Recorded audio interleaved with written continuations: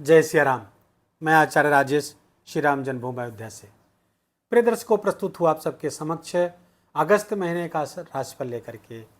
अगस्त महीने में जानेंगे सिंह राशि के जातकों को क्या परिणाम प्राप्त होगा। धनागमन, धन संचयन, शिक्षा, संतान, स्वास्थ्य, प्रेम, प्यार, घर परिवार, गृहस्थ जीवन, कैरियर, भाग्य, सब के बारे में विस्तार से जानेंगे और साथ ही साथ जानेंगे उन उपायों को जो कि हम 26 वर्षीय जीवन के ज्योतिष कैरियर में जिसको मैंने हजारों लोगों पर अप्लाई किया है और उसका बड़ा शानदार परिणाम हुआ।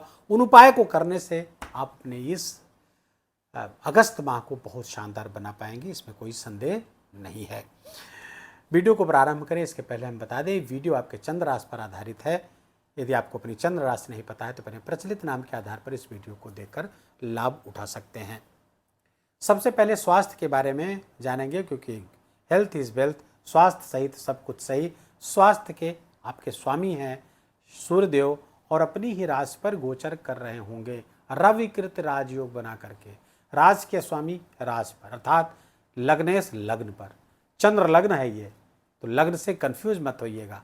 अगर चंद्र राशि से देखेंगे तो ये चंद्र लग्न हो जाएगा। तो लग्न के स्वामी लग्न पर बहुत अच्छा है, लेकिन कब से? ये 17 अगस्त से। 17 अगस्त से इम्यूनिटी बढ़ाएंगे, आपके अंदर की क्षमता बढ़ेगी और आपका ऑरा बढ़ेगा, प्रभाव बढ़ेगा, ऊर्जा बढ़ेगी। जिसके प्रभाव बढ़ेगा, तेज बढ़ेगा, जिसके कारण से स्वास्थ्य बेहतर आपका रहेगा। दूसरे, आपके स्वास्थ्य के स्वामी शनिदेव अष्टम स्थान पर वक्री होकर गोचर कर रहे हैं। अब षष्ठेश जब अष्टम जाता है तो रोगों का जटिल होना दिखाता है। जब रोग के स्वामी छठे चले गए तो वो जटिल हो गया, रोग जल्दी पकड़ में नहीं आएगा या बहुत ऐसे कभी स्वास्थ्य बहुत बेहतर दिखेगा तो कभी स्वास्थ्य में डलनेस दिखेगी।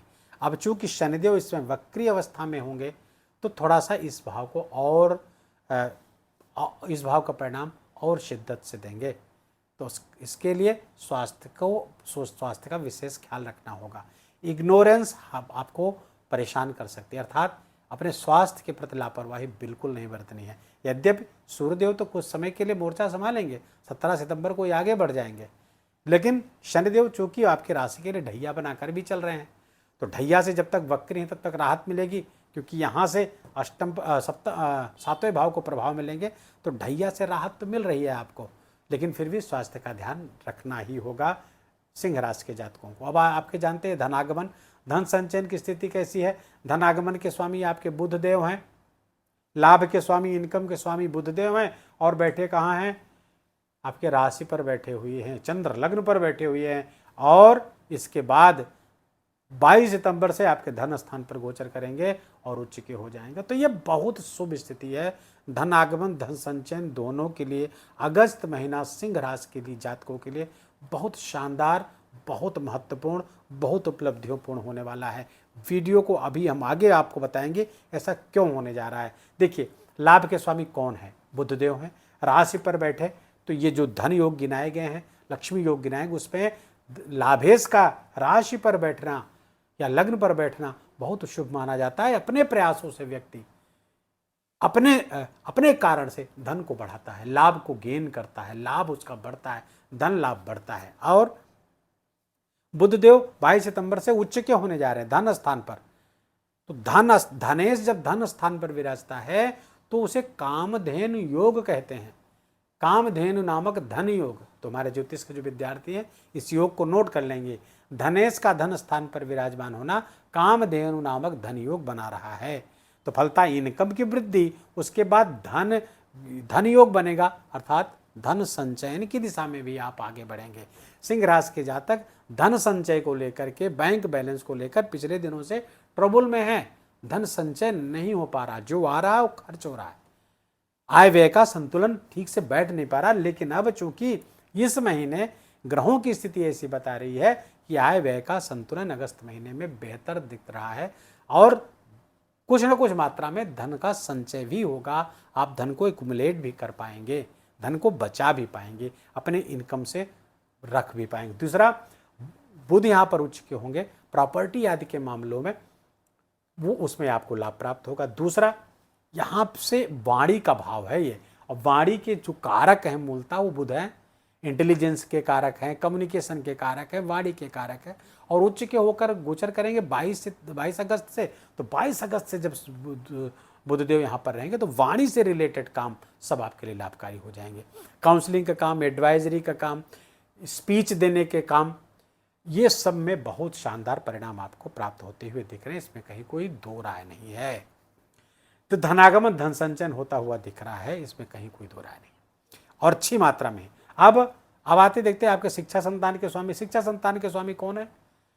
आपके देवगुरु बृहस्पति कहाँ गोचर कर रहे हैं? उच्च के द्वादश स्थान पर गोचर कर रहे हैं। तो सिंह राशि के जातक तो अपनी एबिलिटी को बढ़ाने के लिए, अपनी शिक्षा को बढ़ाने के लिए फॉरेन से जुड़ सकते हैं, दूर के देशों से जुड़ सकते हैं, ऑनलाइन कोर्सेज से जुड़ सकते हैं, इसकी संभावना को प्रबल कर रहे हैं। साथ ही यदि आपकी संतान एडल्ट है, बाहर जाना चाहती, तो उसको प्रयास करना चाहिए बाहर जाने की योग बने हुए हैं। आप भी फॉरेन से जुड़कर बाहर जा करके, या शिक्षा विद्यार्थी हैं फॉरेन जा करके शिक्षा लेना चाहते हैं, उसके लिए भी योग बने हुए हैं। देवगुरु बृहस्पति यहाँ पर आपका सहयोग करेंगे। अच्छा, साथ में सूर्यदेव भी हैं, जो सूर्यदेव राशि के स्वामी हैं। राशि के स्वामी का द्वादश जाना, तो ये द्वादश बाहर जाने का योग ऐसे भी बन जाता है। तो सूर्यदेव चूंकि वहाँ 17 अगस्त तक रहेंगे, लेकिन पंचमेश तो वहाँ लंबे समय तक रहने वाले 31 अक्टूबर तक। किसी भी प्रयास करिए, उच्च के गुरु हैं। दूसरा 11 अगस्त से उनका उदय भी हो रहा, तो ये लाभकारी होता हुआ दिख रहा है। शिक्षा संतान आज से बेहतर स्थिति होती हुई दिख रही है। हाँ, पढ़ाई अगर घर पर कर रहे हैं या